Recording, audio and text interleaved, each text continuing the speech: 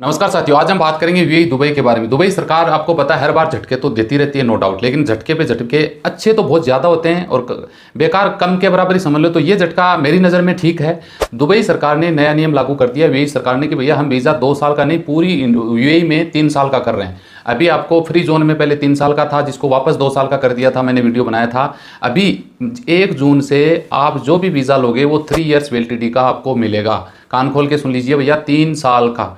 आप यूएई में दुबई या फिर शारजा, अबू धाबी, अजमान, अलकोजी, अलक्वीन, जहाँ पर भी आप जाओगे वीज़ा आपको 3 ईयर्स का ही मिलेगा, वर्क परमिट। अब यहाँ पे हम, ये तो बात आपको समझ में आ गई होगी। अब यहाँ पे हम बात करेंगे कि इसमें आपको नुकसान क्या है और फ़ायदा क्या होगा।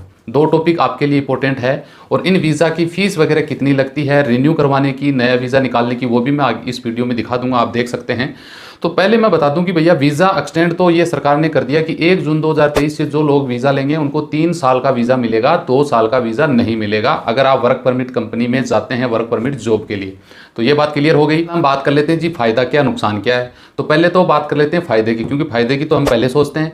फ़ायदा भाई ये है कि बहुत सारे लोगों की प्रॉब्लम ये आ जाती है कि आपको कंपनी 2 साल लगती है, फिर वीज़ा रिन्यू नहीं करती है, या फिर आप 2 साल का एग्रीमेंट खत्म हो गया, फिर आपको वापस आना, तो दूसरी कंपनी में ट्राई करना, एक यानी आपको थोड़ा कम टाइम मिल पाता है। तो प्लस पॉइंट आपका यह है कि एक लॉन्ग टाइम तक आप उस कंपनी में जॉब कर पाओगे, 3 साल तक। प्लस पॉइंट आपका ये है।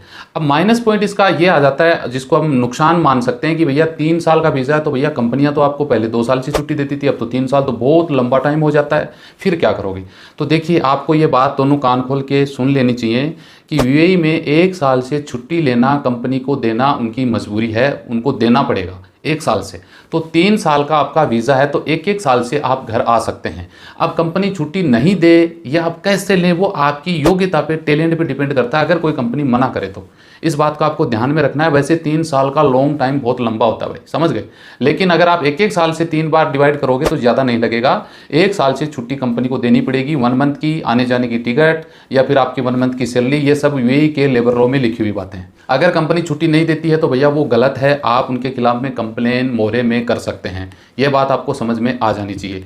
तो नुकसान तो यही है, बाकी तो कोई नुकसान नहीं होगा। दूसरी बात, मेडिकल फिंगर वगैरह का कोई चक्कर नहीं है। वो एक बार हो गया तो ये नहीं कि 2 साल बाद होगा, वो 3 साल तक ही चलेगा। या फिर उस कंपनी में काम करोगे तो दोबारा जब वीज़ा रिन्यू होगा तब आपका मेडिकल हो सकता है, बीच में कोई मेडिकल नहीं होगा।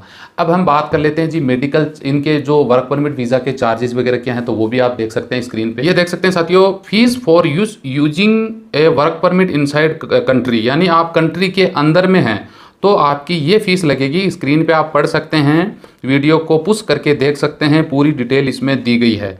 इशू टेम्परेरी वर्क परमिट का लगभग आप मान सकते हो 50 एडी है। Issue work permit residency holder freelancer 2 year visa की 250 इसकी दराम फीस मान सकते हैं।